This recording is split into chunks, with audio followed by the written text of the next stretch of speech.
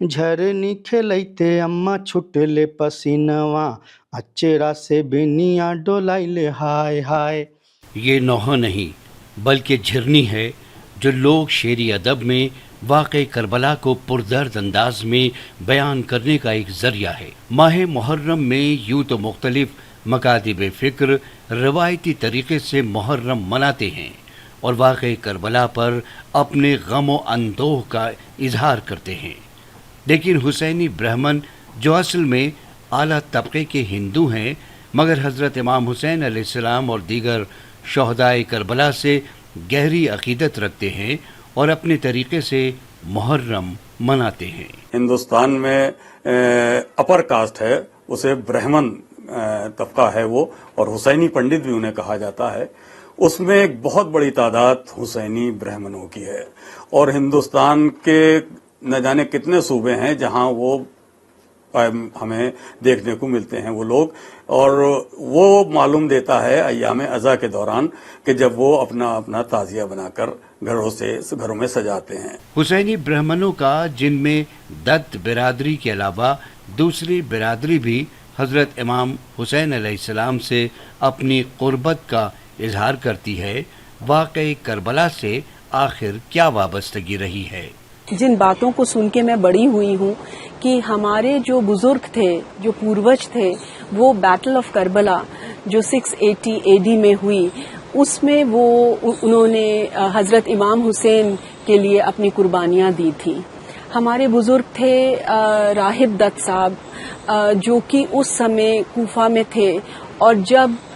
हजरत इमाम हुसैन की कहा जाता है कि वो उनकी लड़ाई में लड़े थे, उनके लिए लड़े थे, और अपने 7 बच्चे जो थे, उनके 7 बेटे जो थे, उनके लिए उन्होंने कुर्बानी दे दी थी।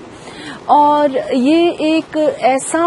अहम हिस्सा है हमारी हिस्ट्री का कि उसके बाद ये दत्त ब्राह्मण हुसैनी ब्राह्मण कहलाने लगे। अगरचे हुसैनी ब्राह्मणों की वाक़ई करबला से वाबस्तगी और सानह करबला में उनकी मौजूदगी के पुख्ता तारीख़ी शवाहिद नहीं मिलते हैं, लेकिन सन 61 हिजरी में करबला में हज़रत इमाम हुसैन अलैहिस्सलाम की नुसरत के लिए हुसैनी ब्राह्मणों की मौजूदगी की दास्तान हुसैनी ब्राह्मण समाज में सीना बसीना मुंतकिल होती रही है। तो जो हमें ब्रिटिश ऑफिसर्स मिलते हैं लेट 19th सेंचुरी में, अर्ली 20th सेंचुरी में, वो लोग इस बात को कविट्स और बैलेड्स को कोट करते हैं और उनको कलेक्ट करते हैं। लेकिन इसके साथ साथ जो सेटलमेंट रिपोर्ट्स हैं उसमें भी हमें खास नजर आता है कि इन्हें हुसैनी ब्राह्मण्स कहा जाता है, क्योंकि इनका जो ताल्लुक है वो बैटल ऑफ करबला से है, करबला की लड़ाई से है, और ये हजरत इमाम हुसैन के फॉलोअर्स हैं। कौम की जो तारीख है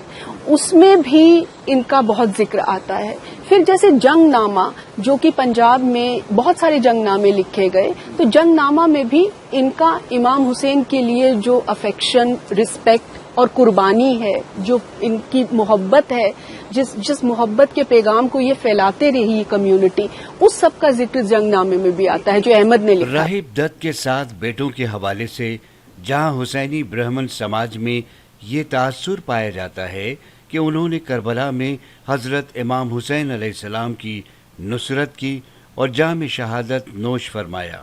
वहीं हुसैनी ब्राह्मण समाज के बाज़ हल्के में ये भी कहा जाता है कि राहिब दत्त ने कुहूलत और जिस्मानी कमज़ोरी के सबब करबला का सफ़र नहीं किया था और उनके 7 फर्जंद और 2 दूसरे अफराद उस वक्त करबला पहुँचे جب حضرت امام حسین علیہ السلام بھی شہید ہو چکے تھے اور کربلا کا معرکہ ختم ہو چکا تھا۔ جو اوریجنل اسٹوری جو ہمیں بچپن سے پتہ ہے وہ اسٹوری اس طرح تھی کہ ان کو یہ خبر ضرور ملی کہ امام حسین جو ہیں وہ نکل چکے ہیں اپنے گھر سے، اور یہ خبر ظاہر ہے کہ ان کے پاس جب تک پہنچی تب تک کافی دن ہو گیا، کیونکہ امام حسین آلریڈی وہ رستے تک میں تھے، پہنچے نہیں تھے کربلا، لیکن وہ رستے میں کہیں تھے۔ جو بھی ان کو شک ہوا ہو انہوں نے اپنے 7 بیٹوں کو روانہ کیا، جو آج کا پنجاب ہے، ہندوستان پاکستان میں جو بٹا ہوا پنجاب ہے، وہاں سے انہوں نے روانہ کیا۔ اور جو اوریجنل اسٹوری ہے، حالانکہ بعد میں کچھ لوگوں نے کہا کہ وہ اس جنگ میں شامل تھے، یہ اس کا کوئی پروف نہیں ہے۔ جو اوریجنل اسٹوری یہ تھی کہ جب بائی دا ٹائم وہ پہنچے کربلا میں تب تک شہادت ہو گئی تھی۔ ہندوستان میں حسینی برہمنوں کی خاصی تعداد ہے جو محرم کی رسومات مخصوص انداز میں مناتی ہے۔